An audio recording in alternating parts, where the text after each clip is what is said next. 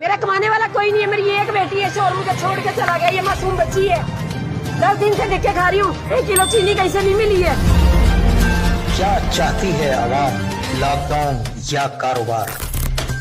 بچوں کو پرانے وقت پڑھاتی ہوں, 10-20 روپے دیتے, گھر کا گزارا بالکل بھی نہیں ہو رہا میرا, اس لیے سڑک پہ نکل کے آئی ہوں. ظلم جہاں بھی ہو بنتا ہے عوام کی آواز. 20 سال ہو گئے ہمیں. عمران صاحب آپ نے کون سی تبدیلی لائی؟ چھوٹے بچے, عورتیں ہیں, کیا سوچ کے آپ ہمیں ان گھروں سے نکال رہے ہیں؟ مظلوم کی آہ کو پہنچاتا ہے اقتدار کے ایوانوں تک, صرف اور صرف تلاش نیوز.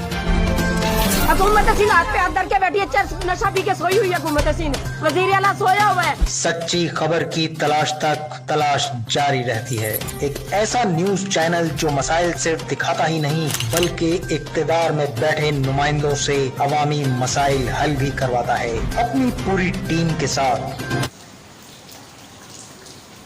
السلام علیکم خواتین و حضرات. یہ جو آپ کو پانی نظر آ رہا ہے, یہ کوئی پانی دریائے سندھ کا یا کلفٹن کا پانی نہیں, بلکہ یہ برسات کا وہ پانی ہے جو ہمارے علاقوں میں بری طرح سے جمع ہو چکا ہے. جناب محترم, بتانے کا مقصد صرف اتنا ہے کہ اس وقت میں گلبہار نمبر 1 پیر آباد کالونی میں موجود ہوں, جہاں پر اس طرح کی صورتحال دکھائی دے رہی ہوگی آپ کو.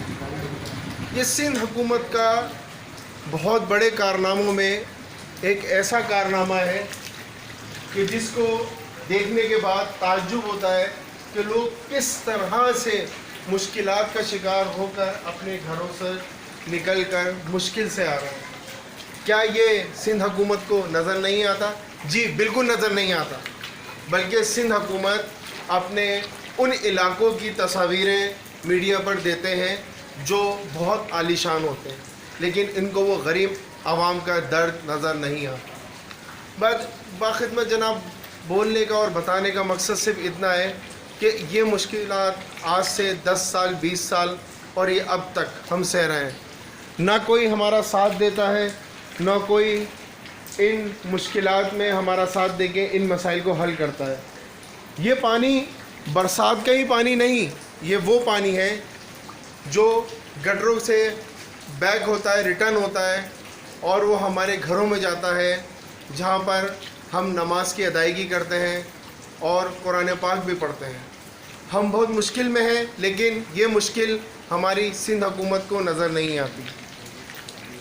بس کہنے کا مقصد اتنا ہے کہ ہم غریب عوام صرف ان لوگوں سے اتنی التجا کرتے ہیں کہ یہ جلد سے جلد اس مشکلات سے ہمیں باہر کریں, ہمارے گٹروں کی لائنوں کو, ہمارے علاقے میں جو گٹر کی لائنز ہیں ان کا کام پراپر کرائیں, جس سے ہمیں آسانی ہو.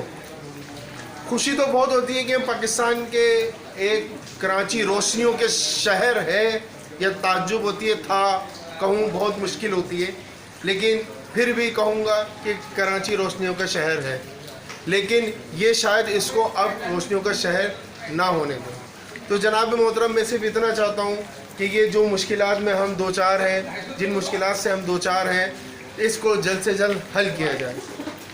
کیمرہ مین ندیم نواب کے ساتھ فیضان اسرار, تلاش نیوز, کراچی.